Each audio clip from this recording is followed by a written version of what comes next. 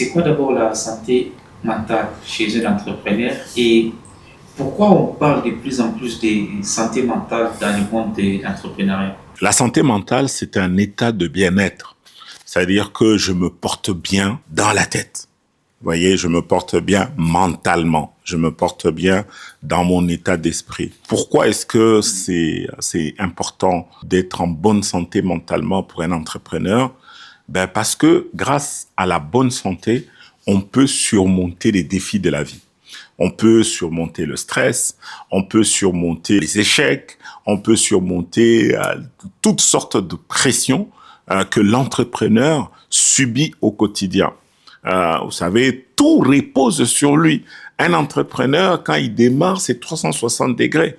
On lui dit, d'ailleurs, moi j'enseigne entrepreneuriat, je lui dis, entrepreneur, tu es le financier, tu es le comptable, tu es l'agent marketing, tu es en charge de la communication, etc.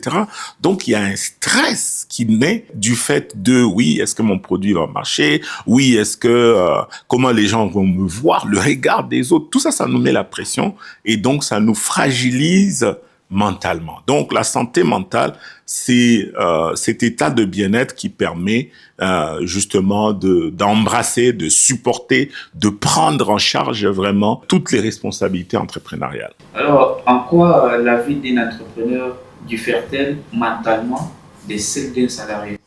Alors, dans les deux cas, il y a un besoin de bien se porter mentalement. Parce que le monde du travail professionnel, on subit énormément de pression. Moi, j'ai été plusieurs fois directeur général. Je peux vous garantir que c'est pas du tout un cadeau.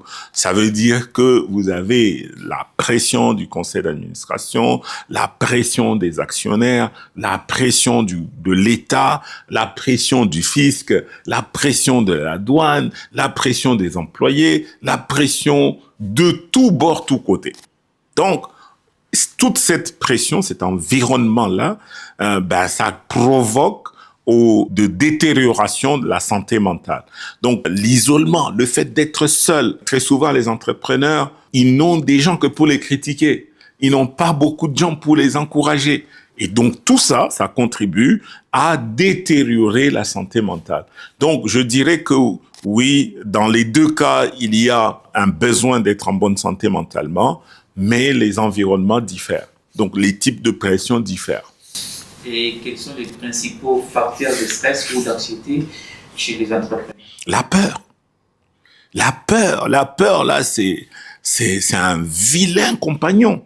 Donc, il vous envahit, il vous terrorise, il vous neutralise. J'ai vu quelques entrepreneurs qui avaient des très beaux projets, mais on leur donne de parler, ils ne sont plus capables. Donc, la peur, c'est un état qui provoque énormément de stress et qui détériore la santé mentale. L'échec qu'on a connu, j'ai fait, ça n'a pas fonctionné. Donc, du coup, est-ce que je suis condamné à échouer une autre fois? Je ne peux plus essayer. Donc, tout ça, la responsabilité de l'entreprise, du projet, les finances, les équipes, il faut embaucher, il faut virer les gens. Donc, vous voyez, tout ça là, ça provoque du stress. Ça provoque des problèmes de conscience. Si c'est quelqu'un qui vous a été recommandé, par exemple, par un ami proche et qui n'est pas performant, vous êtes obligé de vous séparer d'une telle personne, tout ça, c'est sur vous. Bon, plusieurs pays, les gens disent que oui, l'environnement des affaires n'est pas propice, pas seulement au Congo, mais dans beaucoup de pays, les entrepreneurs se plaignent des tracasseries, la multiplication des taxes. Donc, tout ça, des éléments, des ingrédients qui contribuent à détériorer la santé mentale de l'entrepreneur. Alors, étant donné que tous les entrepreneurs visent le succès, alors comment la pression de la réussite peut-elle affecter la santé mentale de l'entrepreneur? Vous voyez, on le voit très souvent au manque de sommeil. Vous allez voir que la plupart des gens, ils sont tellement obnubilés, les entrepreneurs, à réussir, ils vont se priver de sommeil. Moi, le premier, je suis quelqu'un qui va tailler dans son temps de sommeil. Or, si je taille dans le temps de sommeil, ça affecte ma santé, ça affecte ma capacité à prendre des bonnes décisions. Donc, ces éléments-là, pour un entrepreneur, sont critiques sont cruciales parce que on a besoin d'être en une bonne santé. Ça aussi, ça amène le stress, ça amène de l'anxiété, ça amène... Et quand ça s'installe, c'est ça le problème, c'est que ça peut venir et ça passe. Je ne dis pas que ça ne viendra pas, le stress ne vous visitera pas, non. On parlera de comment évacuer justement tous ces éléments qui permettent la détérioration de la santé mentale. Donc, il est important, oui, on a soif de réussir, on a envie de réussir, donc on va se comporter d'une façon, mais sur le plan santé, malheureusement, ça peut avoir des conséquences néfastes. Peut-on vraiment séparer santé mentale personnelle et santé de l'entreprise? Oui, quand on parle de santé mentale, on parle de l'être humain. On parle de l'entrepreneur, on parle de la personne. Et quand on parle de la santé dans le cas de l'entreprise, ce n'est pas une santé mentale. Généralement, c'est une santé financière. On utilise beaucoup les termes santé financière. Oui, l'entreprise a un état de santé, donc c'est pour ça qu'il faut travailler pour que l'entreprise se porte toujours très bien. Et un des gros problèmes qui affecte les entreprises, la santé des entreprises, c'est la trésorerie, c'est le manque de cash, le manque de liquidité. Le business peut être bien opérationnellement, vous avez des clients, mais vous avez des retards dans l'encaissement, alors que vous avez des avances dans le décaissement. Ça crée un gap qu'on appelle le manque de trésorerie. Donc, et ça là, c'est la cause majeure des faillites des entreprises.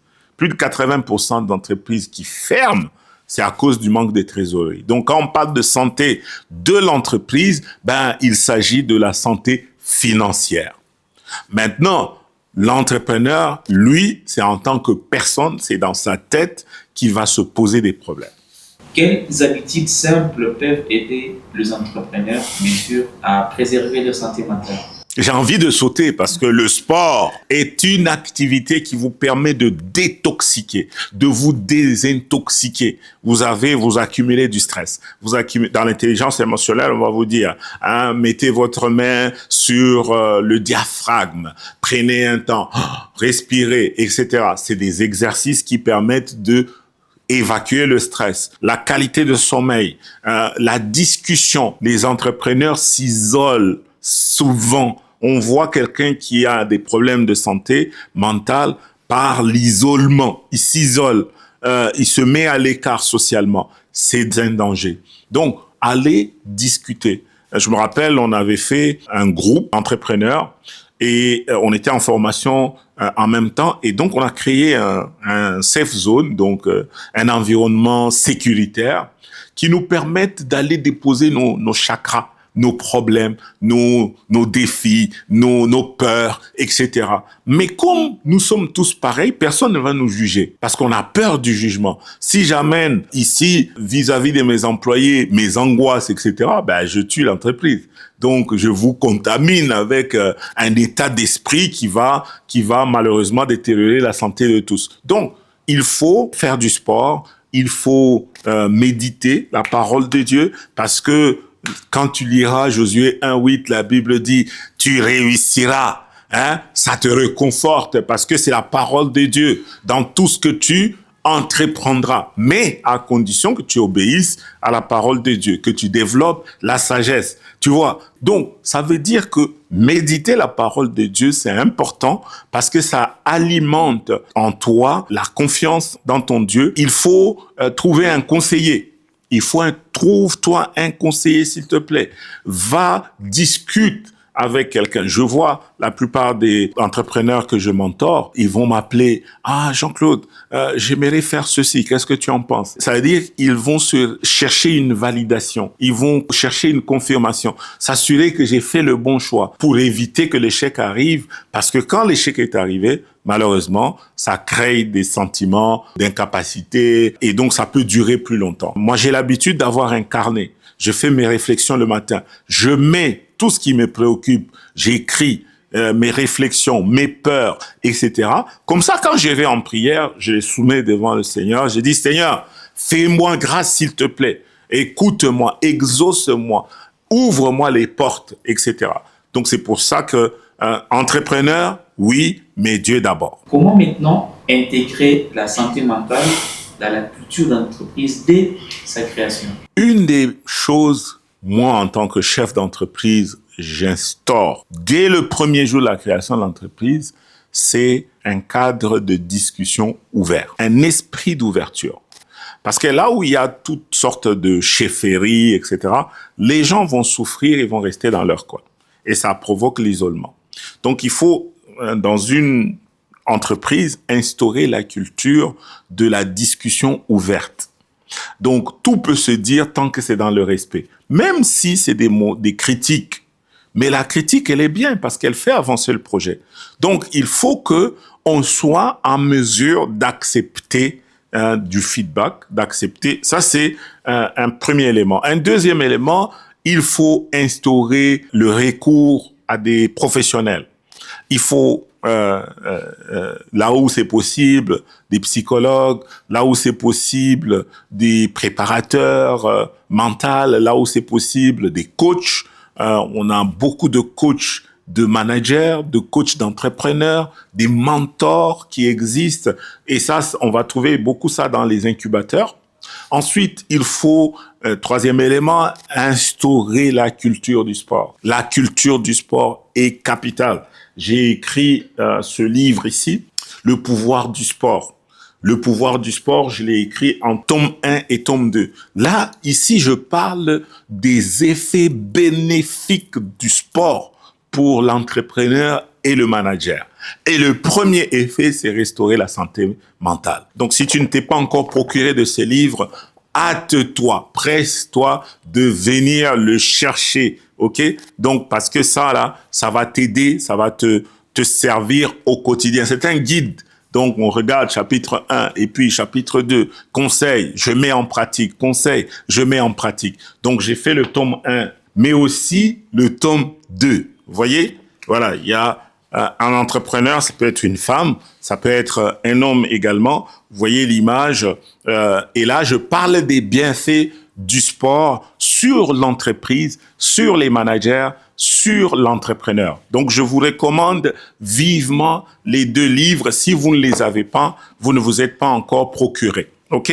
Donc, toi qui me suis, entrepreneur ou futur entrepreneur, sache que Chipama Academy est là pour toi. OK?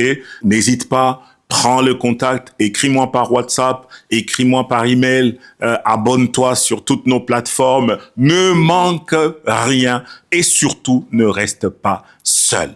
Vas-y, nous sommes là pour t'encourager, pour t'accompagner et pour accomplir ton projet. On ne lâche pas. Peace.